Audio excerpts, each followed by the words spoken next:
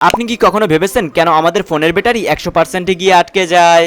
আর কেনই বা তারের ওপর বসে থাকা পাখিদের কারেন্ট লাগে না? আর আপনি কি এটি জানেন মাটির নিচে গাছেরাও একে অপরের সাথে কথা বলে?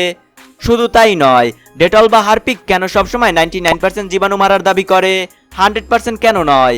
হ্যাঁ বন্ধুরা, এমনই কিছু আকর্ষণীয় তথ্য নিয়ে আজকের এই ভিডিও। তাই ভিডিওটি শুরু করার আগে অনুরোধ করব ভিডিওটি লাইক করার জন্য। কি করেছেন তো? তাহলে শুরু করা যাক।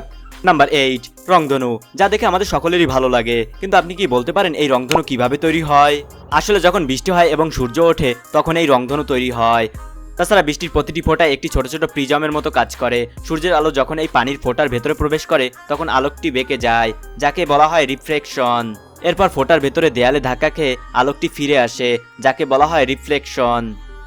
সবশেষে ফোঁটা থেকে বের হওয়ার সময় আলোকটি আবার বেঁকে যায় এবং 7টি আলাদা রঙে বিভক্ত হয়ে যায়, যাকে ডিসপারশন বলা হয়। এভাবে লক্ষ কোটি ফোঁটার মিলিত প্রভাবে আমরা আকাশে একটি বড় রংধনু দেখতে পাই।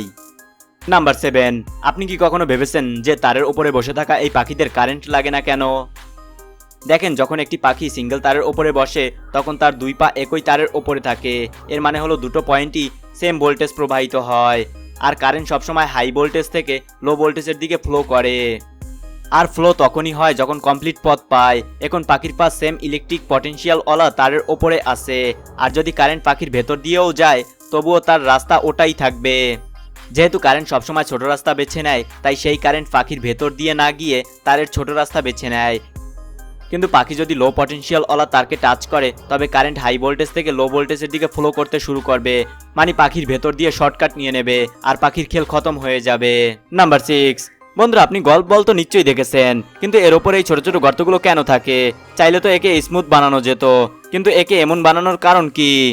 এখন আপনাদের মধ্যে কেউ কেউ এটি বলবে যে এটি একটি শুধু ডিজাইনের জন্য হয়। তো দেখো, এমনটা একদমই নয়, বরং এর পেছনে একটি ইন্টারেস্টিং কারণ লুকিয়ে আছে। আসলে যদি এই বল স্মুথ সারফেসের মতো হতো তবে বাতাস এর উপর দিয়ে সহজেই লেমিনার ফ্লোতে বেরিয়ে যেত, যার ফলে বলের পেছনে একটি বড় লো প্রেসার জোন তৈরি হতো, যা তাকে পেছনের দিকে টেনে ধরতো। আর এই ফ্যাক্টরিকে ড্রাগ বলা হয়। কিন্তু যখন একই বলের উপরে গর্ত থাকে তখন তারা বাতাসকে কিছুটা টার্বুলেন্স করে দেয়, আর এই টার্বুলেন্স এয়ার বলের সারফেসের সাথে কিছুক্ষণ আটকে থাকে। আর একটি রিসার্চ অনুযায়ী জানা গেছে যে ডিম্পলওয়ালা বল স্মুথ বলের চেয়ে অনেক বেশি দূরত্ব অতিক্রম করে। নাম্বার 5, আপনি এখন যে মানুষটিকে দেখছেন এটি কোনো সাধারণ মানুষ নয়, বরং আম্বুজা সিমেন্ট দিয়ে তৈরি মানুষ, যার নাম হলো ফ্র্যাঙ্ক অ্যানসন রিচার্ডস। তার পেটে যে কোনো আঘাত সহ করার অবিশ্বাস্য ক্ষমতা ছিল। তিনি প্রথম বিশ্বযুদ্ধের সময় এটি বুঝতে পারেন।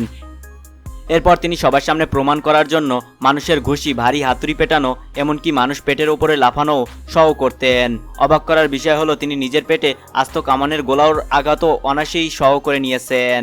আর এই ব্যক্তি এখন বেঁচে নেই, তিনি 1969 সালে মারা যান। নাম্বার 4, গাছের শিকড়কে যতটুকু আমরা ভাবি এটি তার চেয়েও কয়েক গুণ বেশি বুদ্ধিমান এবং ধারালো মস্তিষ্কের। গাছেরা তাদের এই শিকড়ের মাধ্যমে একে অপরের সাথে কমিউনিকেট করতে পারে। আর মাটির নিচে এই শিকড়গুলো মিলে পুরো একটি বিশাল নেটওয়ার্ক তৈরি করে। যদি কোনো একটি গাছে পোকায় আক্রমণ করে তবে সেই গাছ শিকড়ের মাধ্যমে বাকি গাছদের সংকেত পাঠিয়ে সতর্ক করে দেয়।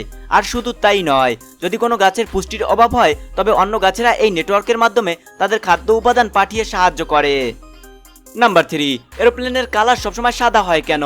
একে কালো বা অন্য রং তো করা যেত। মূলত 3টি কারণে সাদা করা হয়।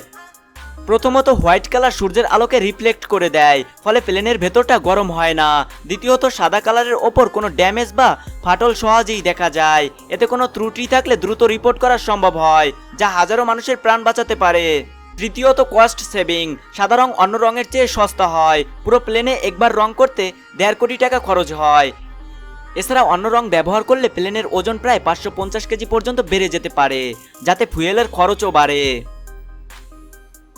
নাম্বার 2, আপনি কি কখনো খেয়াল করেছেন যে ফোনের ব্যাটারি সবসময় 100% পর্যন্তই কেন আটকে যায়, 110 বা 120 কেন হয় না?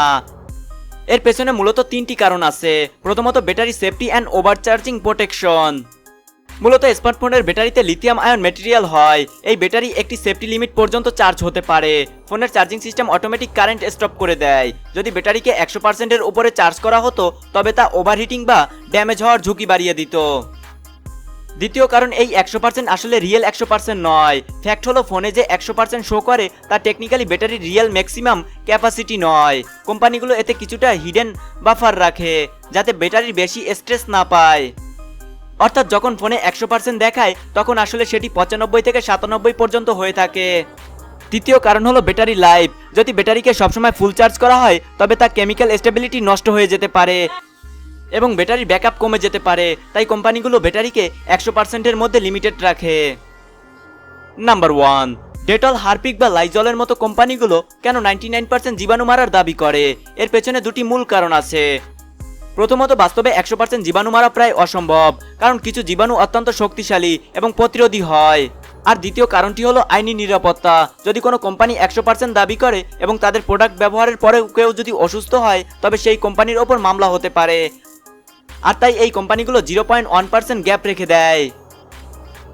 তো বন্ধুরা, আজকের ভিডিওটি এই পর্যন্তই। ভিডিওটি কেমন হয়েছে তা কমেন্টে জানান। ভিডিওটি ভালো লাগলে ভিডিওটি লাইক করুন।